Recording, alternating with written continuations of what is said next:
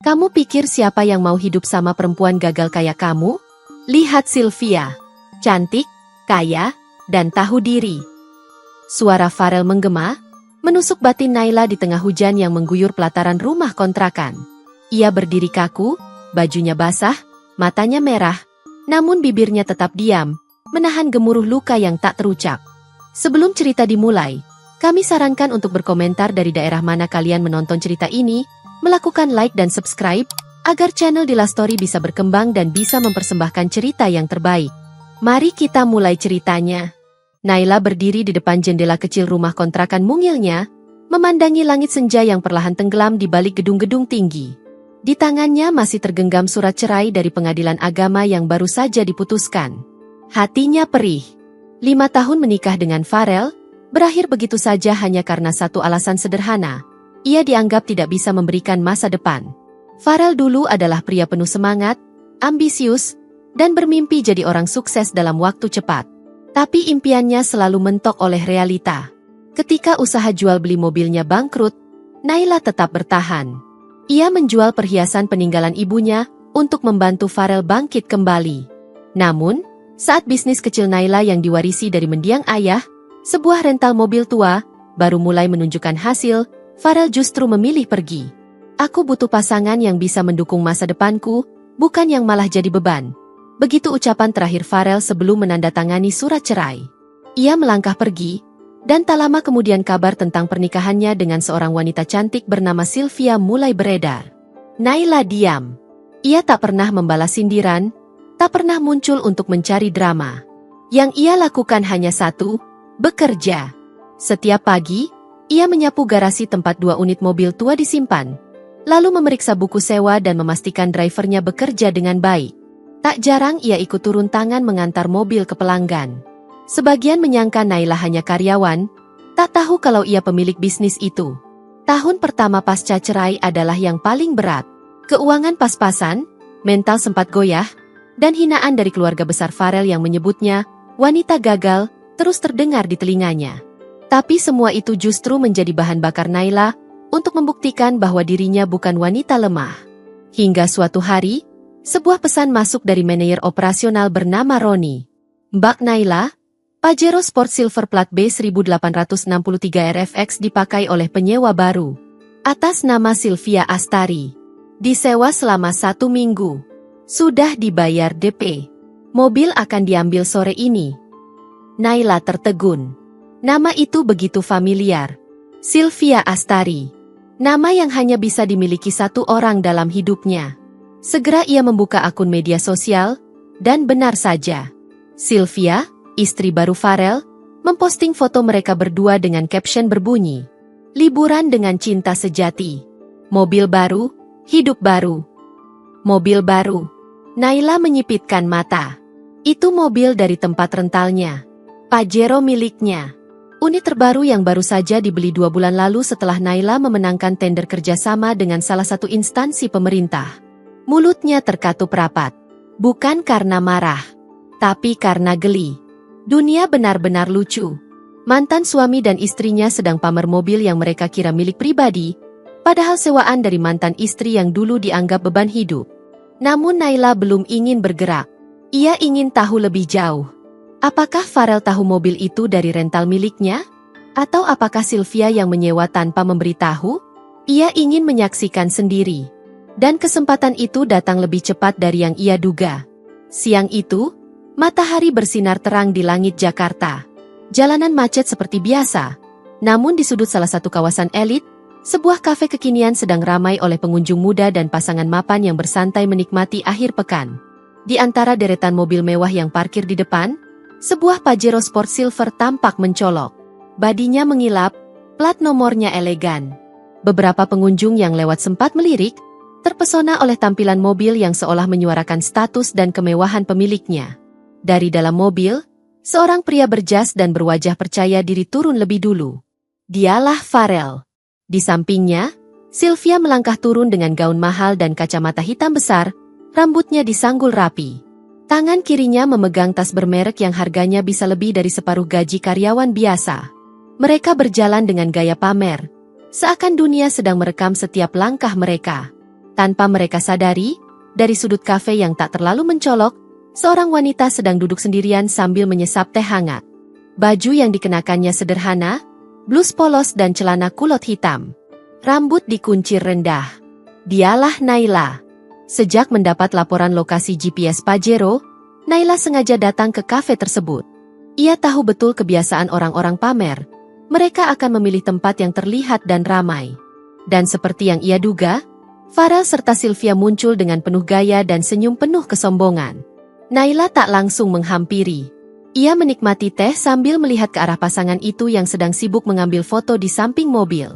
Sylvia memeluk lengan Farel dan mengarahkan kamera. Sayang, angle dari depan mobil ya. Biar logo Pajero-nya kelihatan jelas. Iya dong, ini baru mobil laki-laki sukses. Farel tertawa, dan Naila menyandarkan tubuhnya ke kursi. Sekilas matanya menatap ke arah pelayan yang datang menghampiri meja pasangan tersebut. Farel memesan menu paling mahal, lalu menambahkan 2 botol wine import ke dalam pesanan. Ia bahkan menegur pelayan yang sedikit lambat. Lain kali cepat ya, saya bukan orang sembarangan, katanya sambil menyodorkan kartu nama bertuliskan posisi barunya di sebuah perusahaan properti. Sylvia tertawa keras. Biasanya orang kalau makan di sini cuma duduk di pojokan, takut lihat harga. Kita beda ya, Mas. Ucapan itu seolah disengaja untuk menyindir. Karena Naila duduk tidak jauh dari mereka. Ia tahu, Sylvia sudah melihatnya. Bahkan mengarahkan pandangan tajam seolah ingin menyapa namun dengan ejekan. Dan benar saja. Tak lama kemudian Sylvia berdiri dari kursinya. Ia menggandeng Farel dan menghampiri meja Naila. Naila? Sapanya sok ramah. Naila mendongak. Bibirnya membentuk senyum. Sylvia, balasnya pelan. Farel juga ikut tersenyum, meski matanya memandang dengan angkuh. Wah, kebetulan banget ketemu kamu di sini. Lagi makan juga? Sendirian ya? Sylvia tak membuang waktu. Ia langsung membuka topik yang menyenggol. Naila, kamu tahu nggak? Kita lagi keliling Jakarta pakai mobil baru. Pajero Sport.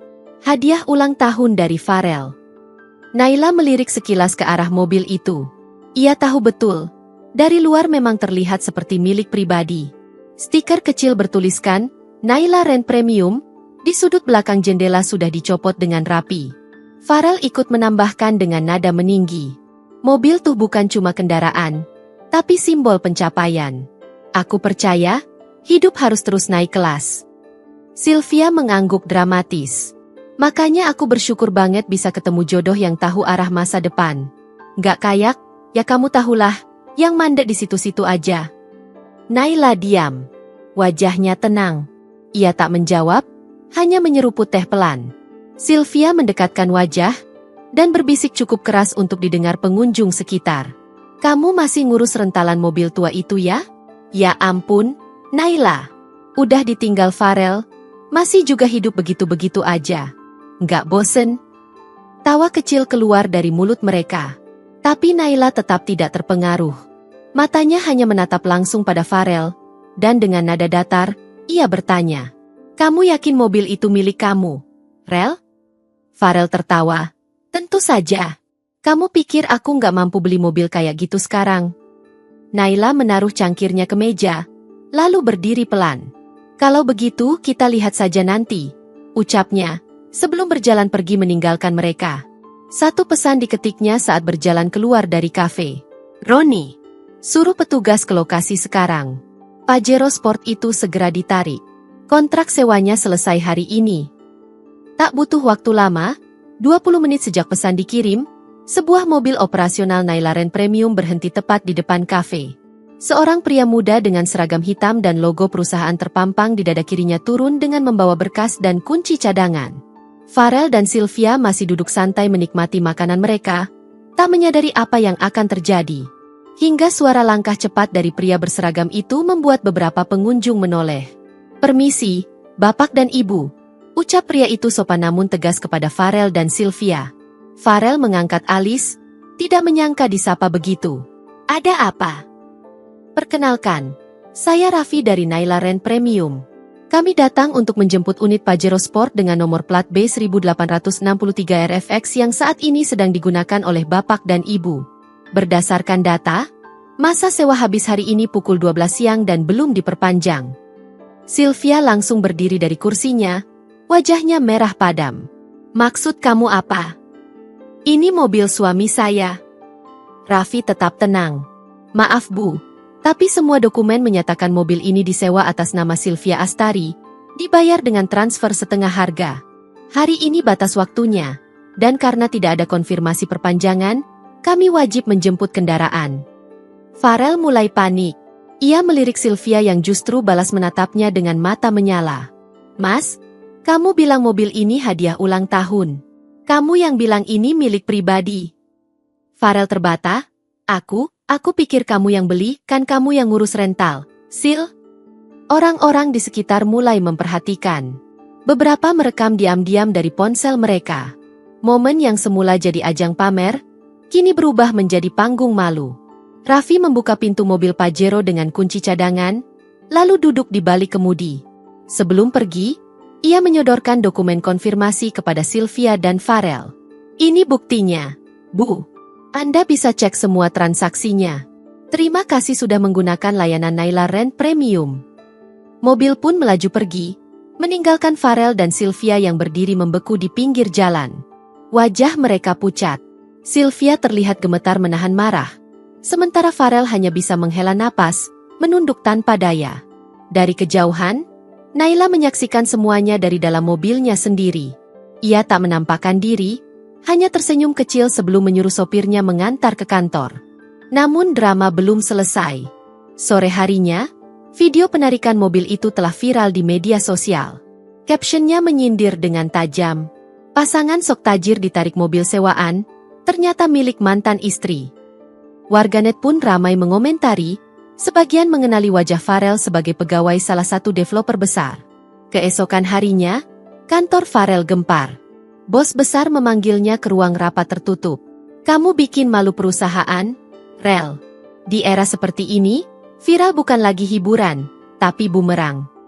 Farel mencoba membela diri, namun perusahaannya tidak mau ambil risiko. Surat pemutusan kerja segera diberikan. Farel resmi kehilangan jabatannya sebagai marketing eksekutif. Dan itu baru awal dari kejatuhan. Di sebuah apartemen mewah sewaan di pusat kota, suasana mendadak berubah mencekam. Sylvia membanting pintu kamar dan melempar sepatu hak tinggi ke arah dinding. Wajahnya memerah karena amarah. Air matanya jatuh bukan karena sedih, tapi karena harga dirinya tercabik di depan umum. Farel berdiri di sudut ruangan, tak tahu harus berkata apa. Baru 2 hari sejak kejadian memalukan di kafe itu, hidup mereka berantakan. Sylvia tak henti-hentinya meluapkan kemarahan. Jadi semua ini bohong? Mobil, penghasilan kamu, semuanya cuma pura-pura? Farel mencoba mendekat, tapi Sylvia mengangkat tangannya menolak disentuh. Kamu janji bisa kasih aku hidup mewah, tapi ternyata kamu cuma tukang pamer yang gak punya apa-apa. Farel duduk di sofa, menunduk. Sil, aku pikir aku bisa ngejar semua itu setelah dapat posisi di perusahaan. Tapi sekarang aku malah dipecat. Sylvia terdiam sejenak, tapi bukan karena simpati. Matanya menatap ponsel, melihat video yang masih viral di media sosial. Namanya kini tercantum di berbagai akun gosip. Sebagian warganet mengejeknya sebagai ratu sewa dan istri gadungan sultan bohongan. Tanpa berkata banyak, Sylvia mengambil koper besar dari lemari. Aku pergi. Sil, tunggu, kita bisa lewati ini bareng-bareng. Aku bakal cari kerja baru. Sylvia membalik badan dengan tatapan dingin. Aku menikah buat hidup nyaman, bukan buat jadi bahan tertawaan. Kita selesai. Pintu kembali dibanting. Farel duduk sendiri di ruang tamu, dikelilingi keheningan yang menyesakkan. Tak hanya kehilangan pekerjaan, kini ia kehilangan Sylvia, satu-satunya orang yang ia banggakan di depan banyak orang. Di sisi lain kota, Naila duduk di ruang rapat lantai 5 gedung barunya. Ia sedang menjelaskan rencana ekspansi unit bisnis rental keluar kota kepada tim manajemennya. Seorang sekretaris masuk dan menyodorkan laporan keuangan triwulan. Pemasukan naik 30% sejak bulan lalu, Mbak Naila, lapornya. Naila tersenyum kecil. Namun, di balik senyum itu, ada rasa getir. Ia tidak pernah menyangka balasan dari Allah bisa sedahsyat dan sedetail ini. Tapi Naila tak ingin terlarut dalam kepuasan. Ia masih punya banyak pekerjaan. Sore harinya, ia mendapat pesan dari seorang staf di bagian perekrutan. Ada lamaran kerja masuk dari Farel Nugraha. Melamar sebagai sopir freelance. Naila terdiam membaca pesan itu. Untuk sesaat, ia menatap kosong ke arah luar jendela. Masih mau coba bertahan, ya? Gumamnya pelan. 1 jam kemudian, ia membalas pesan staf tersebut. Panggil dia untuk wawancara besok. Tapi jangan bilang aku pemilik perusahaan ini.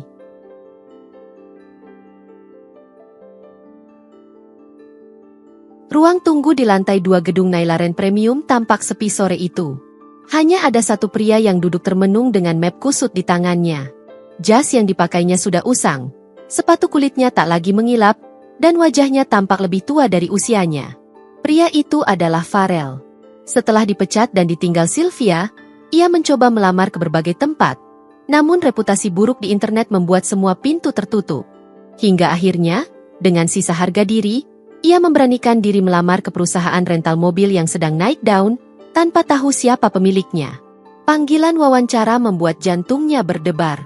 Ia berharap bisa diterima, meski hanya sebagai sopir freelance. Setidaknya, ia bisa bertahan hidup.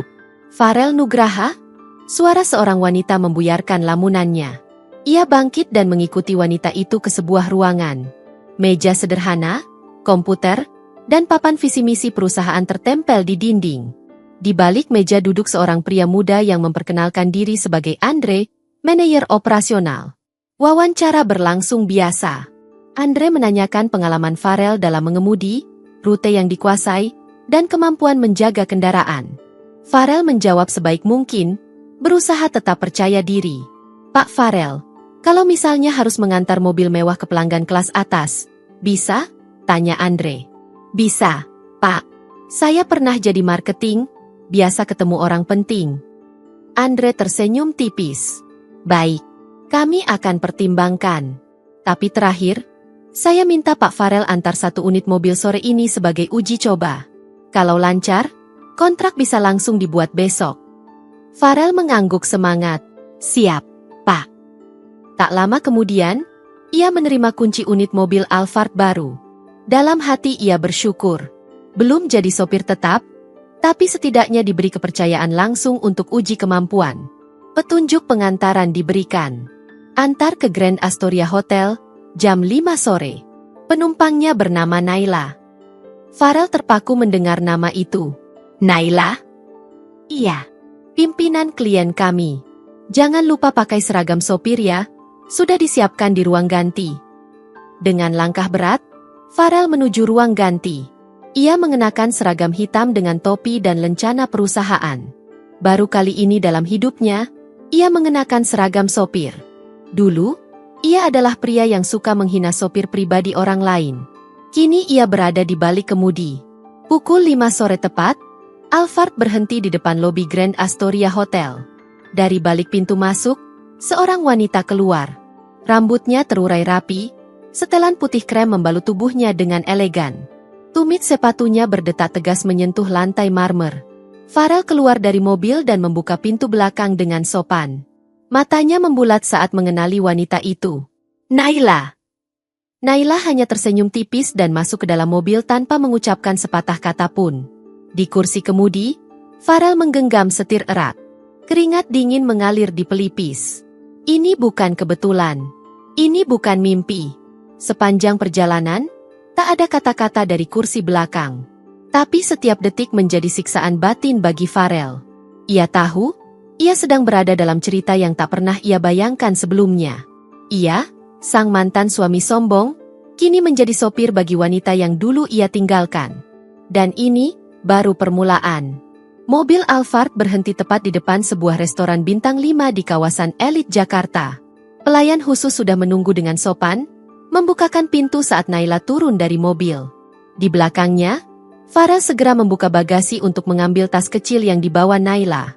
Nanti saya jemput lagi jam 9, Bu. Tanya Farel pelan, berusaha tetap profesional. Namun Naila hanya menoleh sesaat. Matanya tajam, tapi tak menunjukkan amarah. Ia menjawab singkat, "Tidak perlu. Saya akan pulang dengan mobil pribadi." Farel menunduk, merasa dadanya ditusuk kata-kata itu. Beberapa orang yang keluar dari restoran menyapa Naila dengan penuh hormat. "Selamat datang, Bu Naila. Ruang VIP sudah disiapkan." Farel tertegun. Sejak kapan Naila bisa mendapatkan perlakuan seperti itu? Ruang VIP? Di restoran semewah ini? Ia berjalan perlahan ke pinggir jalan, menatap ke dalam restoran dari kejauhan. Dari balik jendela kaca, ia melihat Naila duduk bersama beberapa orang bersetelan jas dan dasi. Salah satunya bahkan tampak seperti pejabat tinggi dari kementerian. Mereka tertawa. Naila mempresentasikan sesuatu lewat tablet yang dibawanya. Raut wajah mereka serius, namun sesekali tersenyum puas mendengar penjelasan Naila. Ia terlihat begitu percaya diri, menguasai pembicaraan. Tak ada lagi jejak wanita yang pernah ia rendahkan dulu. Waktu berlalu, Farel tetap menunggu di luar. Meski Naila bilang tak perlu dijemput, entah kenapa hatinya menolak pergi. Ia masih berharap bisa bicara, atau sekadar minta maaf. Pukul 9:15, pintu restoran terbuka. Naila melangkah keluar, diiringi oleh dua pria yang menyalaminya dengan hangat sebelum naik ke mobil masing-masing. Farel berdiri dari kursi trotoar. "Naila," panggilnya pelan. Wanita itu menoleh, tapi tak seperti yang ia harapkan. Naila tidak tersenyum, juga tidak marah. Tatapannya datar. "Ada yang bisa saya bantu?" tanya Naila. Farel menelan ludah. Aku nggak tahu kalau perusahaan rental ini milik kamu. Aku cuma melamar jadi sopir?" potong Naila cepat. Farel menunduk. "Iya." Naila menatapnya beberapa detik. "Saya terima kamu kerja. Bukan karena kasihan, tapi karena saya tahu kamu butuh. Dan perusahaan ini butuh orang yang bisa dipercaya." Farel mengangkat wajahnya. "Tapi kamu harus mulai dari bawah. Sama seperti saya dulu. Yang membedakan kita cuma satu. Rel?" Suara Naila pelan namun mengiris. "Saya tidak pernah pura-pura kaya." Lalu ia melangkah pergi. Sebuah mobil Lexus putih berhenti di depannya. Seorang pria parubaya turun dan membukakan pintu. Naila masuk, lalu mobil melaju perlahan, meninggalkan Farel berdiri sendiri di bawah lampu jalan. Malam itu, Farel benar-benar hancur. Tapi cerita belum selesai. Beberapa hari kemudian, Naila menerima undangan menjadi pembicara di seminar nasional tentang pengusaha muda sukses. Acara tersebut akan digelar di ballroom hotel milik salah satu jaringan properti besar. Dan nama sponsor utama acara itu adalah perusahaan tempat Farel dulu bekerja sebelum dipecat. Ballroom Hotel Emerald, Sabtu sore. Deretan kursi berlapis bludru emas memenuhi ruangan mewah bertema glamor. Di panggung utama, spanduk besar bertuliskan, Seminar Nasional Pengusaha Muda Sukses, tergantung megah. Logo sponsor utama terpampang jelas, termasuk satu nama yang menarik perhatian banyak tamu, Naila Rent Premium. Para tamu undangan datang dengan pakaian terbaik. Presenter acara membacakan satu persatu nama narasumber yang akan berbicara sore itu. Terdengar tepuk tangan setiap kali nama pengusaha muda disebutkan. Tapi yang paling ditunggu adalah Naila. Di belakang gedung, Farel sedang sibuk memarkir mobil undangan. Kini ia resmi menjadi sopir tetap Naila Rent Premium. Seragamnya selalu rapi, ia bekerja disiplin dan tidak banyak bicara. Hari itu ia diberi tugas khusus, menyiapkan mobil Alphard untuk mengantar Naila ke acara seminar. Namun berbeda dari biasanya, hari ini ia diminta ikut masuk ke dalam dan standby di area tamu undangan. "Saya harus ikut ke dalam, Pak?" tanyanya ragu pada manajer Andre. Andre mengangguk. "Iya." Arahan dari Bu Naila sendiri. Farel merasa aneh, tapi menurut. Ia masuk lewat pintu samping dan duduk di deretan kursi belakang, menyamar sebagai bagian kru teknis. Dari kejauhan, ia melihat Naila naik ke atas panggung dengan anggun. Gaun birunya menyala di bawah cahaya lampu panggung. Rambut disanggul simpel, namun elegan. Di tangannya hanya ada satu tablet yang berisi materi presentasi. "Selamat sore," ucap Naila memulai sambutan. Seluruh ruangan langsung hening. Semua mata tertuju padanya. Saya Naila. Dulu hanya seorang gadis biasa yang diwarisi 2 mobil tua dari ayah saya. Banyak yang meremehkan saya. Bahkan, orang terdekat saya pernah meninggalkan saya karena menganggap saya tidak punya masa depan. Tapi saya tidak balas dengan benci. Saya memilih untuk bangkit. Suasana ruangan mulai berubah. Ada yang mengangguk, ada pula yang terlihat menahan napas. Naila melanjutkan. Hari ini, Naila Rent Premium memiliki lebih dari 80 unit mobil premium dan luxury. Armada kami dipercaya oleh perusahaan besar, selebriti, hingga lembaga negara. Tapi semua itu bukan yang membuat saya bangga. Ia berhenti sejenak. Saya bangga karena saya pernah gagal. Pernah diinjak. Tapi saya berdiri lagi tanpa menjatuhkan siapapun. Tepuk tangan membahana memenuhi ruangan. Bahkan beberapa tamu terlihat terharu. Farel menunduk dalam. Tangannya menggenggam erat celana panjangnya. Dadanya bergemuruh. Ia ingin berlari keluar. Tapi kakinya tak mampu bergerak. Di depan semua orang, wanita yang pernah ia rendahkan, kini berdiri sebagai ikon kesuksesan. Dan semua orang memuja namanya. Setelah seminar selesai, Naila turun dari panggung. Beberapa wartawan berebut wawancara. Di sela keramaian, Naila mendekati Farel yang berdiri kaku di dekat pintu keluar. Masih ingat restoran itu? Tanya Naila pelan. Farel mengangguk. Wajahnya menahan malu. Kamu berdiri di luar. Sekarang, kamu berdiri di sini. Hidup selalu berputar, Rel. Tapi apakah kamu siap belajar rendah hati? Itu yang menentukan kamu kuat atau tidak. Lalu Naila berjalan pergi, menyisakan aroma parfum mewah dan keheningan panjang. Tapi ternyata, kejutan belum berhenti. Malam itu, Naila menerima laporan dari tim audit keuangan cabang barat. Ada dugaan penggelapan unit mobil dan manipulasi data pelanggan. Dan yang mengajukan laporan investigasi itu adalah Farel. Pukul 7 pagi, kantor cabang barat Naila Rent Premium terlihat seperti biasa. Para pegawai mulai berdatangan, membuka komputer, mengecek jadwal pengiriman mobil. Tapi satu ruangan di lantai 2 terlihat tertutup rapat, dijaga 2 staf keamanan. Di dalamnya, Naila duduk di kursi utama bersama Andre, manajer pusat. Di hadapan mereka, 2 map tebal tergeletak. Isinya laporan investigasi yang mengejutkan. Penggelapan unit, penyewaan mobil tanpa pelaporan, dan penggunaan identitas palsu dalam transaksi selama hampir 2 bulan terakhir. Yang lebih mengejutkan, semua data dan bukti itu dikumpulkan oleh satu orang, Farel. Dia datang ke saya 2 minggu lalu, kata Andre sambil menunjuk ke map. Bilang ada kejanggalan pada pemakaian unit yang berulang dari pelanggan fiktif. Ia kumpulkan sendiri bukti pembayaran, screenshot percakapan, dan rekaman CCTV. Naila menatap lembar laporan itu lama. Di satu sisi, ia tak habis pikir. Farel, yang dulu meninggalkannya, kini menjadi orang pertama yang membongkar kebusukan sistem di perusahaannya sendiri. Apa yang mendorongnya? Tak lama kemudian, Farel dipanggil masuk. Ia masih mengenakan seragam sopir, namun wajahnya tegas. Tatapannya tidak lagi ragu seperti saat pertama bekerja. Silakan duduk, Rel, kata Naila. Farel menunduk sedikit, lalu duduk perlahan. Naila membuka lembar pertama. Kamu tahu, kamu bisa saja tidak peduli.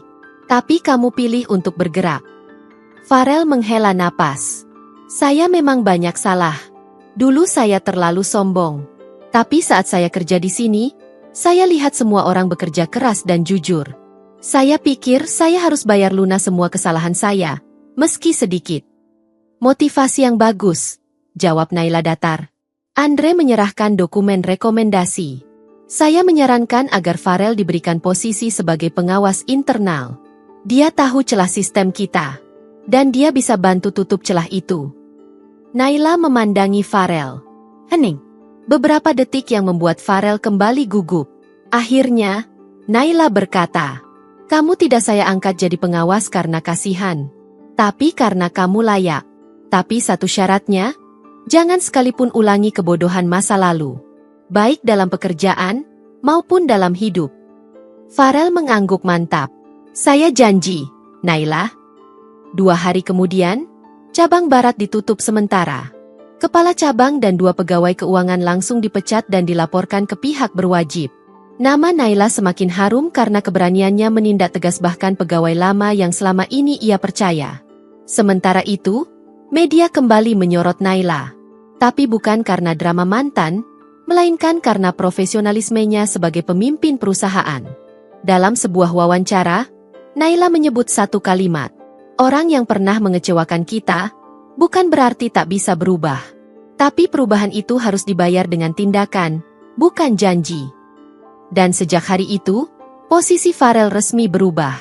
Dari sopir, menjadi pengawas keuangan cabang pusat.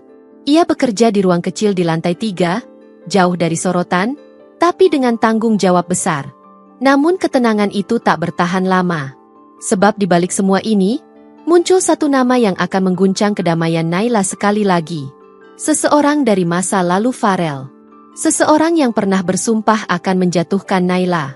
Suatu pagi yang cerah, di antara hiruk-pikuk karyawan yang lalu lalang di kantor pusat Naila Rent Premium, seorang wanita berpenampilan mencolok datang tanpa janji. Rok pensil ketat dan kacamata hitam besar menutupi sebagian wajahnya. Tapi aura kesombongan yang menyelimuti tubuhnya tak bisa disembunyikan. Dia adalah Sylvia. Resepsionis menatap ragu. "Maaf, Ibu ada janji dengan siapa?" Sylvia melepas kacamatanya. "Bilang saja sama Naila, mantan istri dari suami yang dulu dia rebut." Ucapan itu membuat ruangan sejenak hening. Resepsionis terbata, tak tahu harus menjawab apa. Sylvia menyambar ponselnya dan mulai merekam video. "Kalau saya tidak diterima, video ini saya unggah ke media. Saya akan bongkar semua. Jangan main kotor ya." Tak butuh lama, kabar kehadiran Sylvia sampai ke telinga Naila. Bukannya panik, Naila justru berdiri tenang dari kursinya. "Suruh dia naik. Saya tunggu di ruang rapat lantai 4. 5 menit kemudian, Sylvia masuk dengan langkah cepat, duduk tanpa diundang, dan langsung membuka percakapan. "Kamu pikir kamu sudah menang? Hanya karena sekarang kamu kaya dan bisa bikin Farel tunduk?" Naila menyilangkan tangan di dada, menatapnya datar. "Kamu datang ke sini karena panik, Sil. Bukan karena benci." Sylvia mencibir. "Aku mau kamu berhenti menyebar cerita tentang aku dan Farel. Akibat video Pajero itu, aku diblok semua brand. Kerja sama hancur. Sekarang kamu juga promosikan Farel seolah-olah pahlawan. Padahal dia cuma sisa-sisa hidupku." "Kalau kamu menyebut Farel sisa hidupmu," ujar Naila tenang, "kenapa kamu takut saat dia bangkit dan membuktikan diri?" Sylvia berdiri, matanya berapi-api. "Aku akan buktikan bahwa kamu tidak sekuat yang orang kira. Aku tahu banyak soal kamu.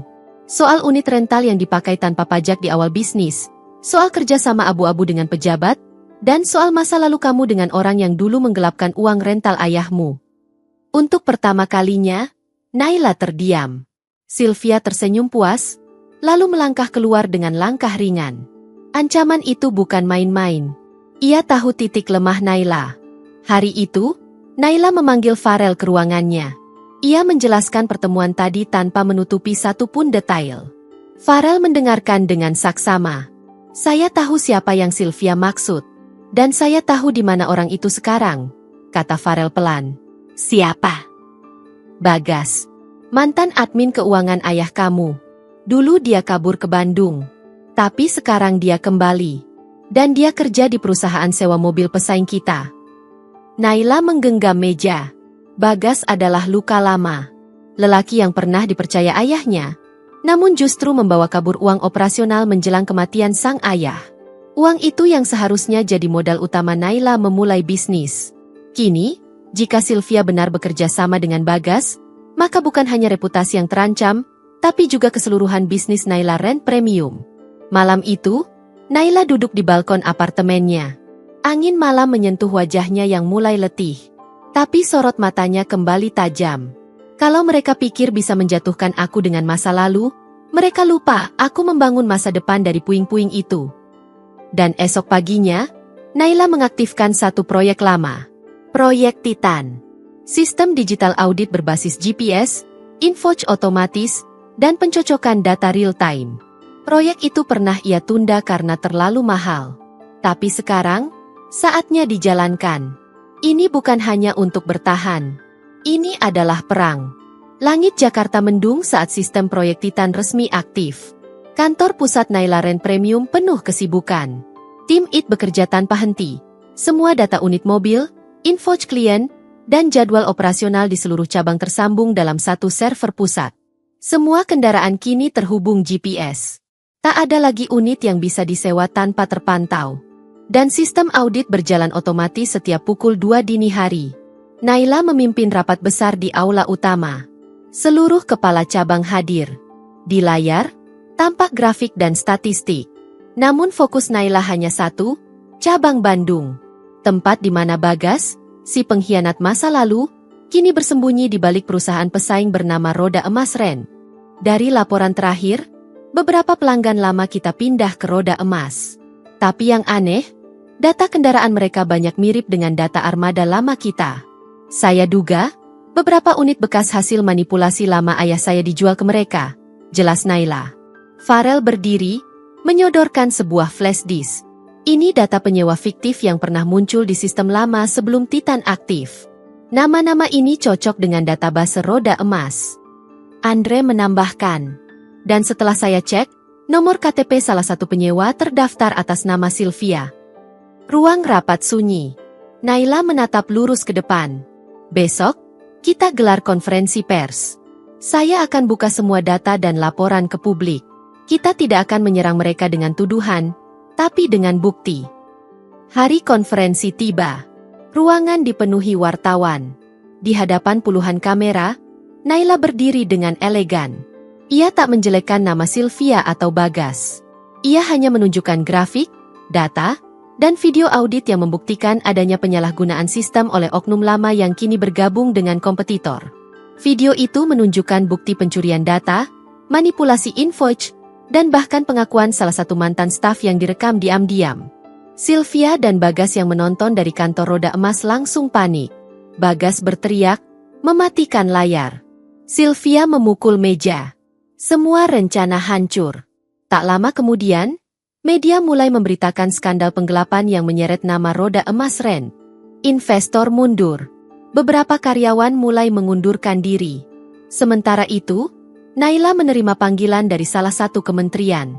Bu Naila, atas transparansi dan sistem audit digital Titan, kami ingin menunjuk Naila Rent Premium sebagai mitra resmi kendaraan operasional nasional. Farel